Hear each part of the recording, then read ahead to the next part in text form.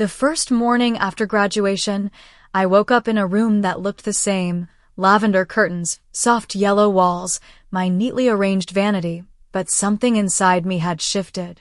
No alarms. No uniform. No pretending. It was summer and I was free. Or I was supposed to be. But the truth was, freedom didn't feel like I thought it would. It was bigger, emptier, and a little terrifying. Mom had left a note on the fridge. Working a double at the clinic. Left money for lunch. Try not to burn the house down. Love you, M. I smiled. Even in silence, she was the same. Steady. Fierce. Mine.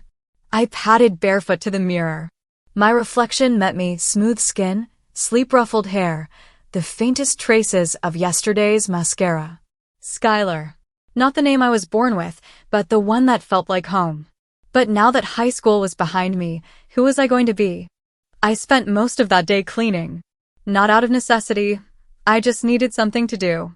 I washed every makeup brush I owned, reorganized my closet, and then took down a few of the old posters from my pre-Skylar days. There was one, a warped, fading superhero poster that I couldn't let go of. It reminded me of the person who had kept trying to be strong, when strong meant pretending nothing was wrong. I folded it gently and tucked it into a drawer. I didn't need it on the wall anymore. Later, I got a text from Jess. Movie night at my place. Bring snacks and secrets. I sent a thumbs up and heart emoji back, grabbed a bag of chips and a hoodie, and headed out. The summer night air felt different. It smelled like gardenias and new beginnings. As I walked, I caught a few stares. Some familiar. Some curious. One unfriendly. That was new too. I wasn't wearing makeup. Just jeans, a tank top, and my own damn name. But somehow I still stood out. Still, I kept walking. Jess lived 2 blocks away in a house that always smelled like vanilla and had fairy lights tangled across the porch. SKYYYY, she sang as she flung open the door. Come in. I'm about to spill tea so hot it could melt your lip gloss. I laughed. Good thing I'm not wearing any. She dragged me inside, and we flopped down on her couch. So, she said, nudging me, how does it feel to be a free woman? Weirdly quiet. You'll feel it, she said confidently. You always do. We watched 2 movies, both rom-coms with endings that felt both impossible and necessary. At some point, Jess leaned over and said, You ever think about dating someone totally unexpected? My heartbeat stumbled. Define unexpected. She shrugged. Like, someone who challenges what you think you like. Or who sees you in a way no one else does. Is this a hypothetical or a confession? Jess smirked. Little of both. Then she turned away like she hadn't just dropped a glitter bomb on the floor of my emotions. I stared at the TV but saw nothing but the soft pink flush of her cheeks. That night, back home, I sat by the open window and let the summer breeze play with my hair. There were things I didn't know about who I'd become, what came next, and what we even meant anymore. But I knew one thing. I was no longer just surviving. I was writing the first pages of my own story. I woke up the next morning with Jess's words echoing in my mind like a song stuck on repeat. Someone who sees you in a way no one else does. I hadn't even brushed my teeth yet, and I was already spiraling. Was she flirting? Or was she just being Jess, bold, playful, casually intimate? The lines had always been blurry between us, but now they weren't just blurry. They were pulsing with electricity I wasn't sure how to ground. After breakfast, I checked my email, something I rarely did over the summer. I nearly choked on my cereal when I saw the subject line. Skylar. Interview invite. Austin Youth Media Fellowship. I'd completely forgotten I even applied. A fellowship. In Austin. With real mentors. Real cameras. Real stories. My heart kicked into overdrive. I reread the email 3 times, as if the words might vanish. This could be it. My first real step into the future. A future I chose. But then I saw the date. The interview was in 3 days. And Austin was 4 hours away. I'd need to find a way to get there. Mom was on a late shift again, but I texted her anyway. Got an interview in Austin. Media fellowship. Big deal. Can we talk later? She didn't reply right away, but I knew she would. She always did. So I called the only other person who might actually help me figure out what to do. Hey, I said when Jess picked up. Do you still owe me a favor? 2 hours later, we were in Jess's beat-up Corolla, driving on a back road out of town, windows down, music blaring. I told her everything. So, let me get this straight, she said, shifting gears. You got selected for an interview at a super competitive media program. It's in 3 days, and you're just now thinking about how to get there? I cringed. I was kind of overwhelmed. I should ground you for dramatic negligence, she teased. But instead, road trip? My jaw dropped. You go with me? She winked. Skylar, I would go to the moon if it meant you'd stop panicking. That night, after dinner, Mom came into my room. She looked tired, but she still managed a smile. You've been glowing since this morning, she said, sitting on the edge of my bed. I handed her my phone with the email open. She read it. Twice. Then looked at me with that complicated mix of pride and worry only moms seem to master. You know this is a big deal, right? I nodded. And that Austin is a lot? Another nod. She took a deep breath. You're sure? More than I've ever been. Her eyes glistened, but she nodded. Then let's figure it out. By the next day, Mom had arranged for us to borrow her friend's hybrid SUV in case Jess's car dies somewhere near Waco. She even gave us some gas money and a care package with snacks and way too many travel tissues. We packed the night before, Jess's duffel overflowing with junk food and mine carefully folded with 2 outfits, one for the drive and one for the interview. I stood in front of the mirror for a long time after Jess left. I wasn't just packing clothes. I was packing who I was becoming. I touched the pendant Mom had given me last Christmas, a simple silver charm in the shape of a feather. You're becoming real, I whispered. The next morning, before we left, I checked my bag one last time. Resume, ID, makeup pouch, interview outfit, good luck bracelet from Jess. I looked around my room. It felt smaller somehow, like I'd outgrown it overnight. Jess honked from the driveway. I took a deep breath, slung my bag over my shoulder, and stepped outside. She grinned at me from behind the wheel. Ready, Sky? I nodded. But in my heart, I wasn't just ready. I was rising. We were only an hour into the drive when Jess asked the question that had been tiptoeing around us for days. So, what happens if you get it? I glanced out the window at the blur of fence posts and wildflowers. Then I go, you'd move to Austin. Yeah, for the whole summer. Maybe longer. I nodded slowly. It's what I've been working toward. She drummed her fingers on the steering wheel. And after that? I knew what she meant.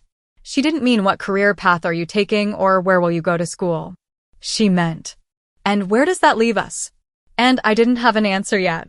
The road unspooled ahead of us like a ribbon of possibility. We passed a sign for a rest stop and Jess pulled over without a word. We stretched our legs, used the restroom, refilled on snacks. But the air between us was suddenly thick with what we hadn't said. We sat on a picnic bench under a dying oak tree, drinking sodas. Jess stared straight ahead, her jaw tight. You're changing, she said softly. Is that a bad thing? No, it's just. I guess I didn't realize how fast it was all happening. I swallowed. I didn't either. She turned to me. I like you, Sky. Not just as my best friend. And I don't want you to go off and forget me. I blinked, unsure if I'd heard her right. Jess. But she shook her head. You don't have to say anything right now. Just, don't shut me out, okay? Whatever's happening, let me be a part of it. I took her hand. You already are. We made it to Austin just before dusk, the skyline glittering like a promise. We checked into a modest motel off I-35. Nothing fancy, but clean. 2 beds, shared bathroom, questionable carpet.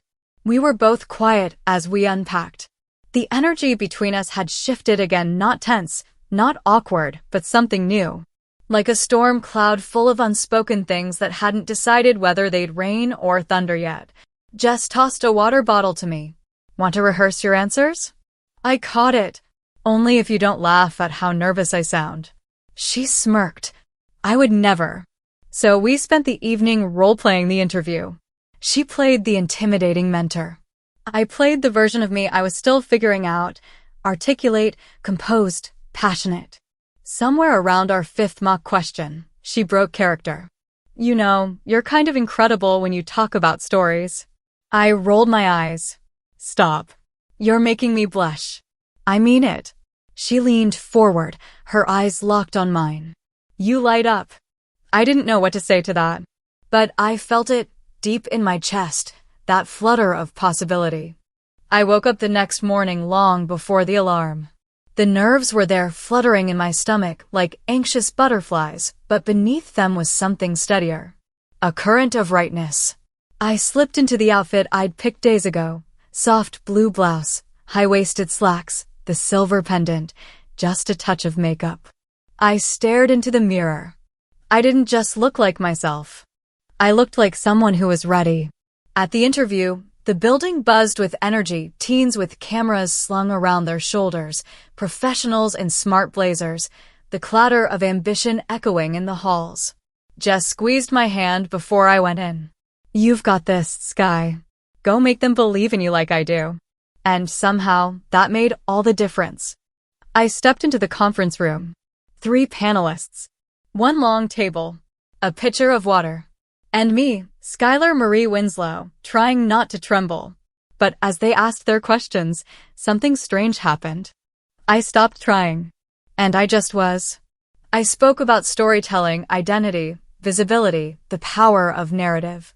I spoke from my heart, from every journal page I'd scribbled in my old room, from every late-night chat with Jess, from every moment I'd stood in front of a mirror and wondered who I was becoming.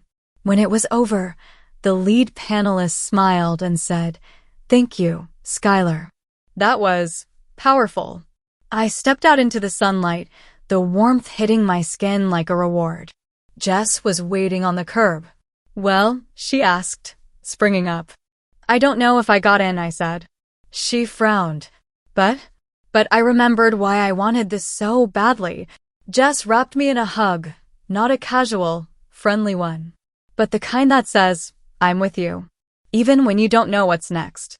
That night, we drove out to Mount Bunnell, overlooking the river. The city sparkled beneath us. Jess sat beside me, legs pulled to her chest. What now? She asked. I exhaled. We wait. And then, whatever comes next, we face it. She nodded. Then, after a long silence, said, Can I tell you something totally selfish? Always. I don't want to lose you to the person you're becoming. I looked at her. Jess, the person I'm becoming wouldn't exist without you. She leaned her head on my shoulder. And for the first time in a long time, the silence between us didn't feel heavy. It felt safe. 3 days later, the email arrived. Subject: Congratulations, Skylar. Welcome to the Vanguard Fellowship. I stared at it, rereading it 4 times before my mind could catch up to my eyes. I clutched my phone to my chest and let out a sound that was half laugh, half sob. Jess burst out of the bathroom with a toothbrush still in her mouth. What? What happened? I held the screen out with trembling fingers. She read it. Her eyes widened. You got in? I nodded. She spit toothpaste into the sink and screamed. It was the kind of scream that shakes dust from the ceiling and makes neighbors think someone's dying, which I suppose, in a way, was true. A version of me was dying. And something new was being born. The next 24 hours blurred together in a whirlwind of emotion. There were calls to Mom, to Aunt Charlie, even to Miss Dillon, my old English teacher who cried on the phone and said, I knew it, I always knew it. There were hugs, takeout sushi, a mini champagne toast, sparkling cider, technically. Jess danced around the room like we'd won the lottery. But beneath the celebration, something complicated curled inside me. What did this mean for my old life? For Jess? For the version of myself who used to hide in oversized hoodies and only look in mirrors when absolutely necessary? That night, as Jess lay curled under the covers scrolling through Instagram, I stood in front of the bathroom mirror brushing my hair. My fingers paused. For just a second, I saw someone else in the glass. Not the scared kid I used to be. Not even the polished girl I'd presented in the interview. But a third thing. Someone forming in real time. She had my eyes, but they sparkled with a strange new certainty. She had my mouth, but the smile was more self-assured. I leaned in and whispered, "Hello." She didn't speak back. She didn't need to. She was me. The next morning, Jess drove us out to the lake one last time before we had to pack up and head back. The air was thick with June heat and dragonflies, and we waded ankle-deep into the water, our jeans rolled up, holding iced coffees like they were lifelines. Jess finally broke the silence. "So, Austin, what now?" "They send the orientation packet next week. I move into housing in July." She nodded slowly. "And then, everything changes." "I guess it already has." "Yeah," she said. "I just wasn't ready for how fast." I looked at her. "Are you scared?" She laughed, short and sharp. "Terrified." "Me too." Jess looked at me with that quiet seriousness she only used when her heart was exposed. "Do you still want me in your life, Sky?" I stared at her, at the way her bangs curled when damp, at the freckles on her nose, at the stubborn twist in her lips when she tried not to cry. "Jess," I said, "you're my life." She blinked. "That's a pretty big thing to say." "Yeah," I whispered, "because it's a pretty big truth." And then she kissed me. It wasn't dramatic. It didn't have fireworks or orchestral music. It was soft, honest, a question and an answer all in one. When we pulled apart, we were both blushing. "I've been wanting to do that for a long time," she murmured. "I've been hoping you would," I said. We didn't say the word relationship. We didn't talk about labels or timelines or fears. We just held hands and watched the sun dip below the trees, casting everything in gold. Later, as we walked back to the car, Jess looked over and said, "So, you're going to change the world now, huh?" I grinned. "Maybe. But first, I think I just want to learn who I am." She smiled. "I think you already know." Maybe I did. Or maybe, just maybe, I was finally ready to find out. Packing up my life should have felt more dramatic. Instead, it felt like folding laundry in reverse. I stood over my suitcase, folding the same hoodie I'd once buried myself in to hide from the world. Now it smelled faintly of lavender and something else, like the memory of a version of me that no longer existed. Mom hovered in the doorway, holding a small photo album. "I thought you might want to take this," she said gently. I took it from her, flipping through pages of chubby baby cheeks, scraped knees, Halloween costumes, and blurry smiles. In the middle of the book was a photo from just last month, me in a simple navy dress, hair in curls, standing beside Jess at senior prom. We weren't holding hands, but we might as well have been. The way we leaned into each other said everything. I looked up at Mom. "Thank you." "For what?" "For never letting go, even when I didn't know who I was." She teared up. "Honey, it was never a question of letting go. It was always just a matter of waiting for you to land." I moved into the Vanguard dorms on a humid Sunday morning. Jess came with us, of course, squeezing my hand during the check-in line and helping me carry a box of books up 3 flights of stairs. The campus was bigger than I remembered. The buildings older, but full of strange charm.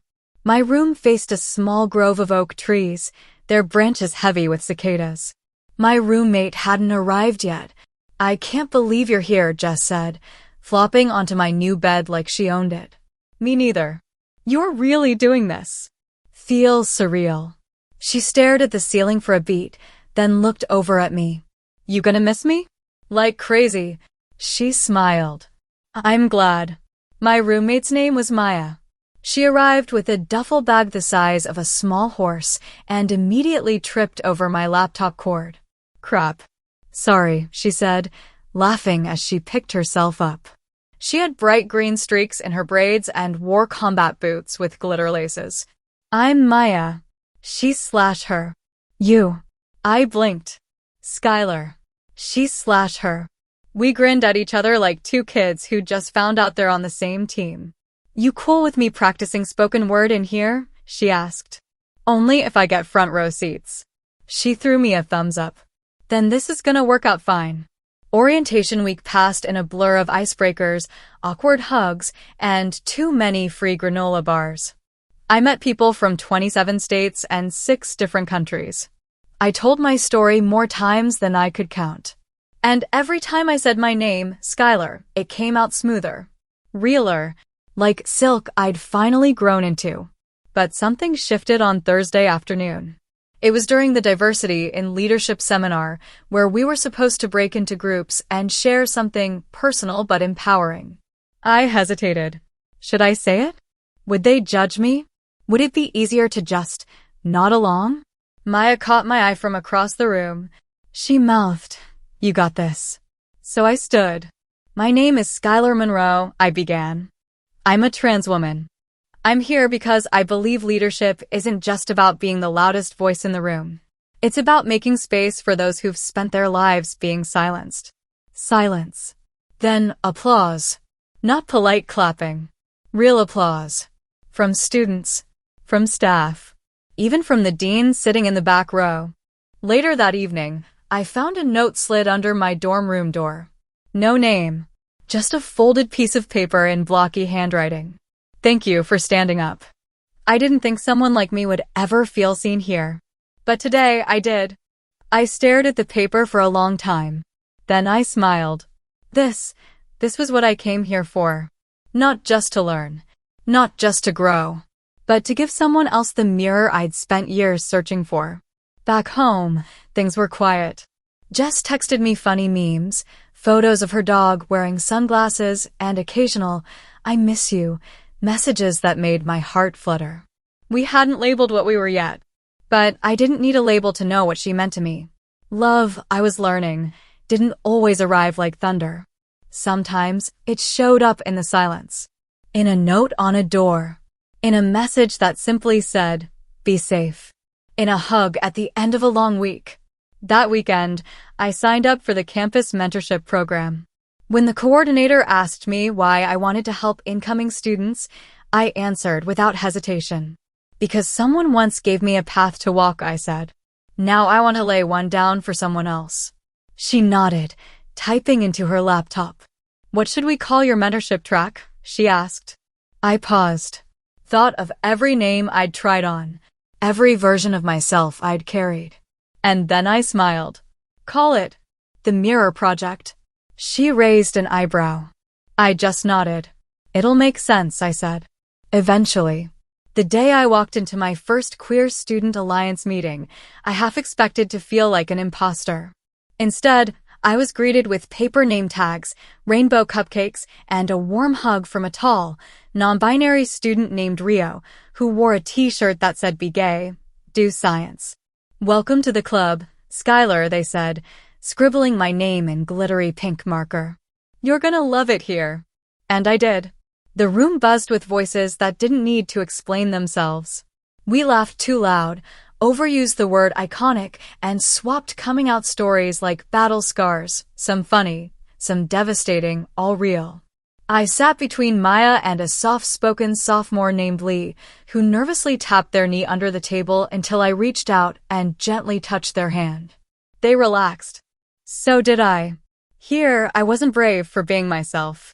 I was just myself. That same night, after I got back to my dorm, I called Jess. She answered on the second ring, her face filling the screen. Hey, stranger. I grinned. Hey, I joined a new club today. Let me guess. The Skylar's Too Cool for This World Club. Tempting. But no Queer Student Alliance. Her face lit up. I'm so proud of you. I hesitated, then asked, You okay with that? Me? Being around other people like me? Jess blinked. Sky, I want you to have people who get it. I don't need to be the only person in your world. I just want to be one of the most important ones. Something in me softened. I think you already are, I whispered. Classes picked up. Psychology, ethics, introduction to gender studies, public speaking. I found myself gravitating toward topics that felt personal. Courses where I didn't just learn, I unlearned. Unlearned shame. Unlearned the weight of silence. Unlearned the belief that I needed to apologize for existing. Professor Martin, my public speaking teacher, noticed. You've got a gift, Skylar, he said after my third speech. Not just your voice. Your presence. Have you ever considered mentoring beyond campus? I blinked. Like, how? He smiled. I'll show you. But only if you promise not to shrink to make others comfortable. Maya barged into our dorm the following Thursday holding 2 tickets. Drag show. Student union. Saturday night. You in? I hesitated. To watch, right? She tilted her head. Or perform. I laughed like she was joking. She wasn't. You've got the cheekbones for it, she said. I snorted. No way. She grinned. Skylar, I've seen you strut in 4-inch wedges just to get to the vending machine. You were born for a stage. So I agreed. Because sometimes growth looks like a lecture hall. And sometimes it looks like lip-syncing Beyoncé in fishnets under a disco ball. Saturday came faster than I expected. Maya helped me get ready, wig, makeup, the whole deal. You're not just doing this for the crowd, she said, applying the final coat of lipstick. You're doing it for her, the girl you used to see in the mirror and think she's too far away. Not anymore. I nodded, tears threatening. Backstage, my knees shook. Then I stepped out into the lights. Music blared. The crowd roared. And suddenly, I wasn't pretending. I wasn't performing. I was free. Afterward, as I was wiping glitter from my collarbone, someone tapped me on the shoulder. It was Lee, the shy sophomore. You were amazing, they whispered. I've never seen someone own themselves like that. Thank you, I said, breathless. They looked down at their hands. I'm still figuring myself out. You'll get there, I said. You don't have to rush. Lee looked up. Would you maybe want to get coffee sometime? I smiled. I'd like that. It wasn't a love confession. Just a moment. And sometimes, moments are enough. Back in my dorm, I crashed on the bed next to Maya. I'm still covered in sequins, I mumbled. Good, she said. Means you did it right. We lay there in silence for a while. Then I whispered, do you ever think about who you used to be? Before? Maya nodded. All the time. But I don't mourn her. I just thank her for getting me here. Later, I looked in the mirror, glitter smudged, lashes halfway off. And for the first time, I didn't wish for different lips or a softer jawline. I just stared. And smiled. The girl in the mirror wasn't a stranger anymore. She was me.